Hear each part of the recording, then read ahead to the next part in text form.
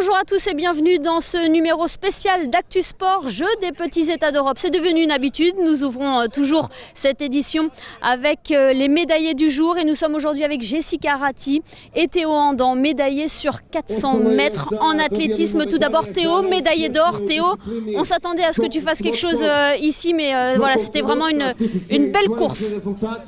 Ouais, c'était l'objectif de venir et de gagner. Ouais, je suis content d'avoir remporté l'or quand même parce que si j'avais eu un autre métal, j'aurais été déçu. Après, j'aurais voulu faire un meilleur chrono, mais bon, je me satisfais quand même de gagner, d'avoir cette médaille d'or. Et j'étais venu là pour ça. Et du coup, ouais, voilà, je suis content. Demain, le relais, on va essayer de gagner l'or aussi. Donc voilà, on va essayer de faire le doublé demain. Et voilà. Et Jessica, toi, c'est une confirmation, on va dire, après une belle saison. Hein. Oui, tout à fait. C'est une très belle récompense et je suis très fière d'avoir fait médaille d'argent. Après, on veut toujours viser l'or, mais c'est déjà une très belle place. Il y a eu d'autres médailles en athlétisme et d'autres résultats que nous allons découvrir dans ce reportage sur des images d'Alexandra Paolini. Nouvelle journée d'athlétisme au stade de Bar. Si les athlètes du 400 auront brillé en remportant l'or et l'argent après 2 courses maîtrisées, d'autres sportifs se sont également distingués par leur performance et leur engagement. Déjà médaillée de bronze il y a 2 ans à Saint-Marin, Lise Borina a récidivé au Monténégro sur 400 mètres haies. Après un bon départ, la Monégasque s'est accrochée en se concentrant sur sa course.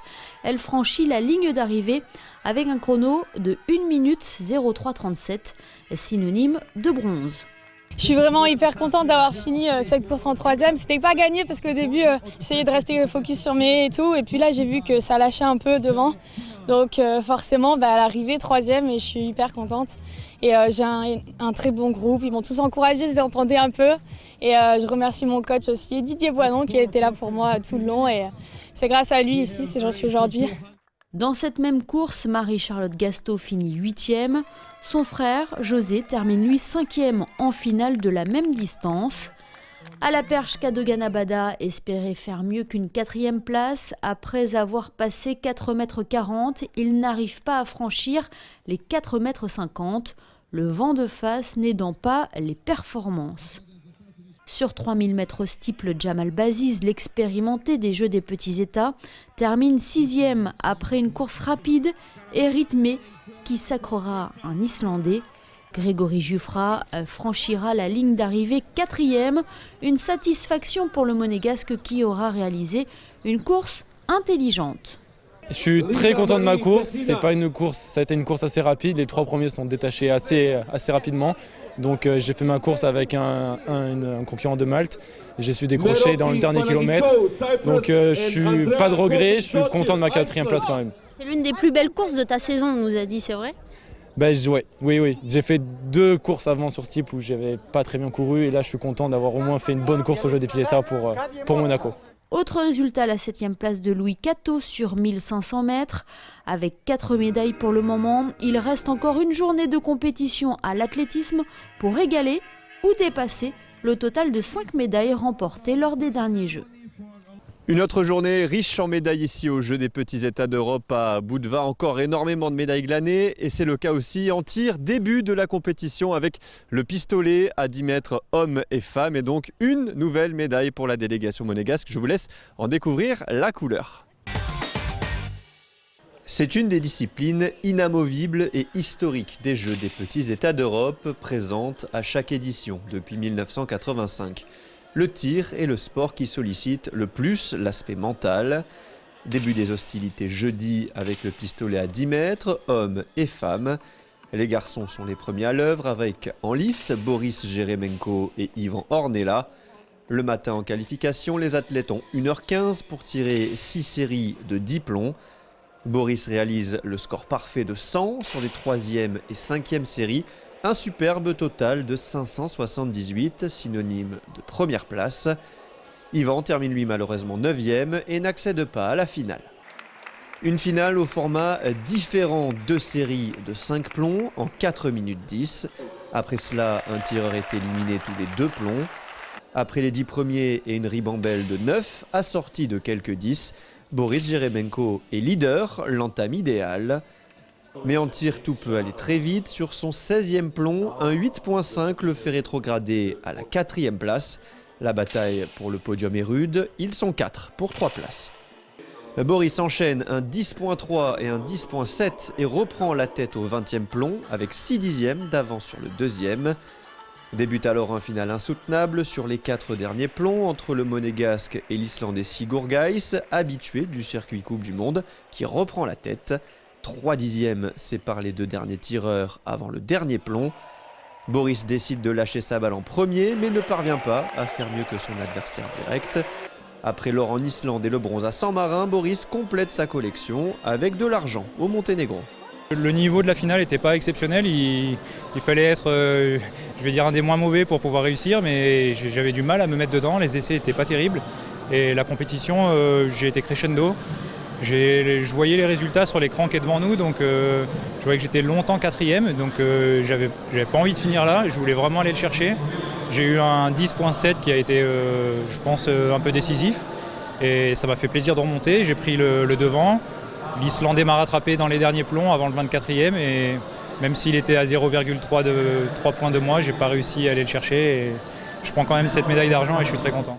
Les filles avaient l'occasion de ramener une deuxième médaille pour le tir monégasque. Karine Ornella-Canestrelli et Cynthia Varial-Bonardi s'extirpent des qualifications et valident leur ticket pour la finale.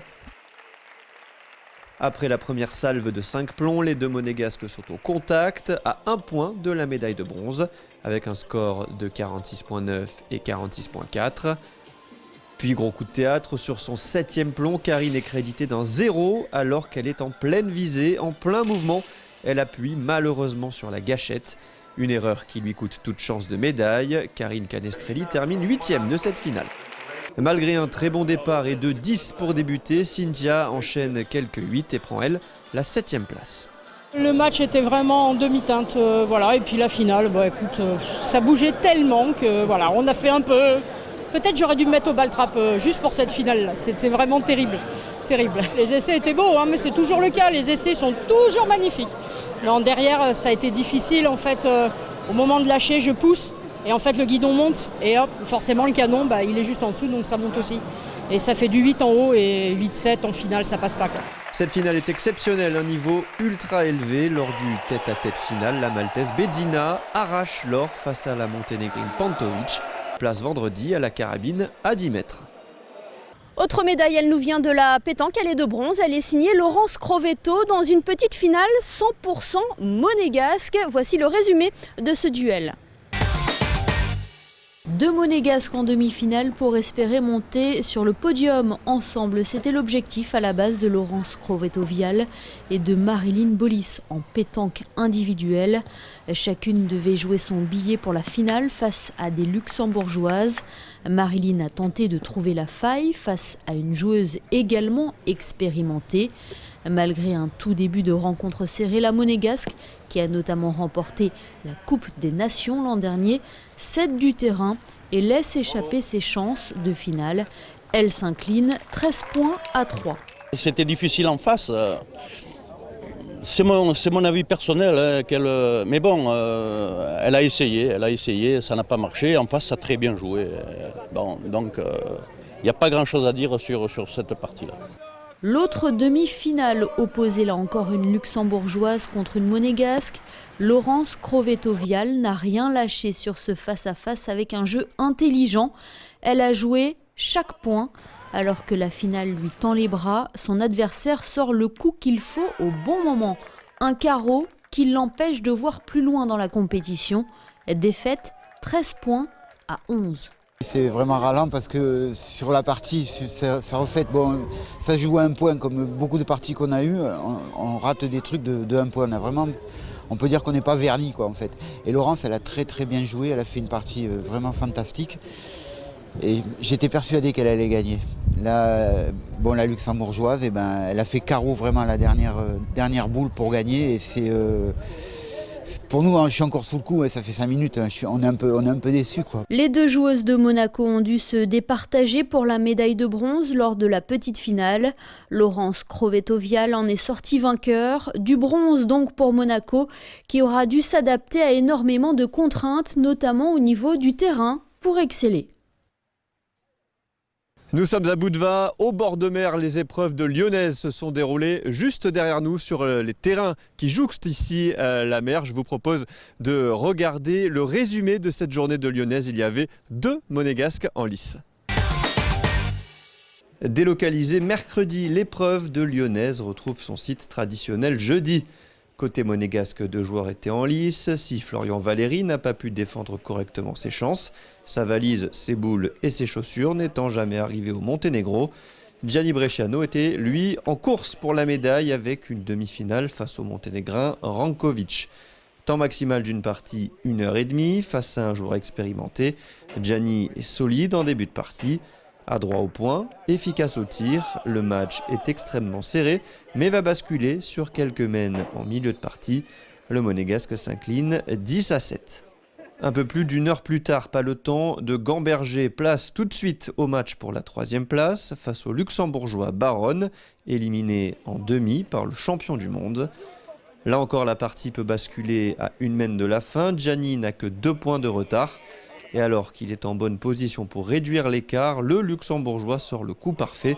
Déception pour le jeune talent monégasque qui termine 4e. Malheureusement, pas de médaille pour nous. On était venu avec l'objectif de faire au moins une médaille. Malheureusement, on revient sans rien, malheureusement, parce que après, voilà, sur la partie, comme tu as dit, voilà, c'est à peu près la même qu'avant. Un match très serré, mais il faut rien à dire. Bravo à mon adversaire, tout simplement, il a très bien pointé. J'ai fait ma meilleure partie au tir de la semaine et malheureusement ça ne paye pas car en fait il a vraiment super bien pointé et à la fin j'ai lâché malheureusement et j'ai moins bien pointé, il faut le dire, qu'en demi-finale. Et c'est là qu'a été la différence, il m'a vraiment tellement dominé au point que malgré mon tir je n'ai rien pu faire. La Lyonnaise avait ramené 2 médailles de 100 marins. Cette année, les monégasques rentrent bredouille, certes avec une seule épreuve au programme, au lieu de 2 il y a 2 ans. Je pense que c'était un projet depuis le départ de ramener minimum 1 médaille, même voire 2. Donc malheureusement, cette année, c'est une déception. Les joueurs, nos adversaires ont été bons, tout en dessous. Donc ça reste pas de médaille pour Monaco dans la boule lyonnaise. Donc une grosse déception. Et vous l'avez peut-être remarqué, la pluie a cessé de tomber ici au Monténégro, donnant enfin le coup d'envoi de la compétition de tennis. 4 monégasques étaient engagés aujourd'hui, Luca Catarina, Romain Arneaudo, Danae Petroula et Florian Dieppe. Découvrons ensemble leurs résultats du jour. C'est la discipline qui a été la plus perturbée par les conditions météo. Même si une infime partie des matchs avait pu débuter lors d'une légère accalmie en début de semaine, on peut dire que la compétition a réellement débuté aujourd'hui en tennis. Pour son premier match, Luca Catarina était opposé à un chypriote qui lui avait causé quelques difficultés l'an dernier en Coupe Davis.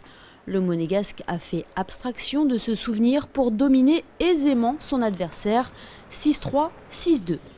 En quart de finale, Lucas continue sur cette lancée et garde l'attitude positive qu'il a eue lors de son précédent match. C'est tout naturellement qu'il s'impose face à l'Islandais 6-0, 6-1 en lui laissant aucune chance. Lucas ne s'en cache pas, l'objectif est bien évidemment de monter sur la plus haute marche du podium.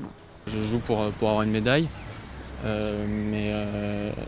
étant en tête de série 1, j'espère que je vais aller au bout. Demain j'ai un match très difficile.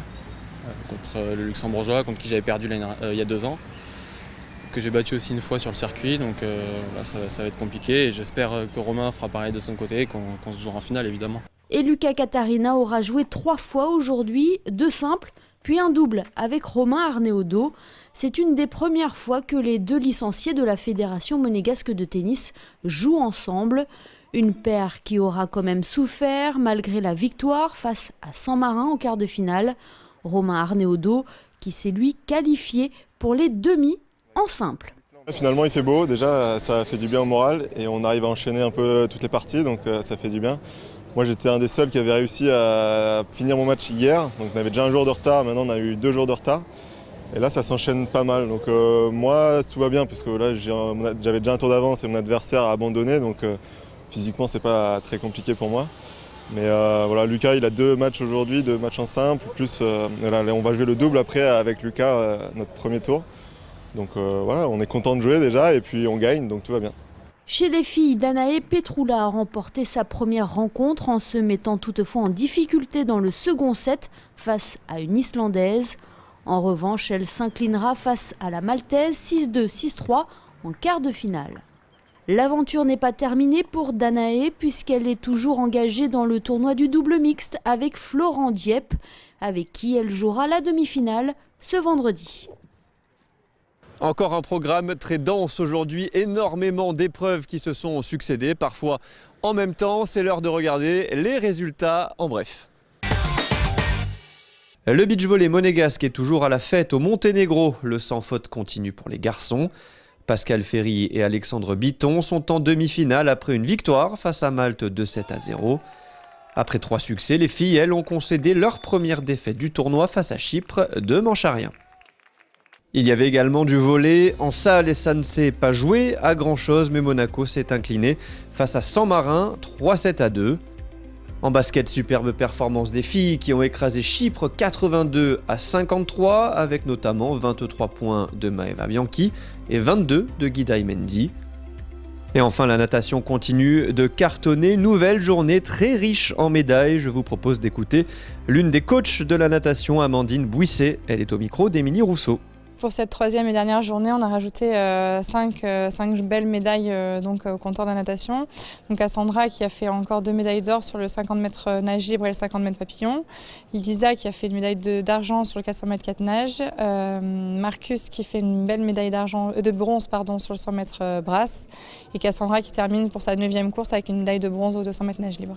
Voilà, c'est la fin de ce nouveau magazine spécial consacré aux Jeux des petits États d'Europe ici au Monténégro. On se quitte, vous avez l'habitude, avec la photo du jour. Je vous laisse la découvrir, elle est signée Manuel Vitali. Et on se quitte encore une fois avec le clip réalisé par Véronique Rodriguez. À très bientôt sur Monaco Info.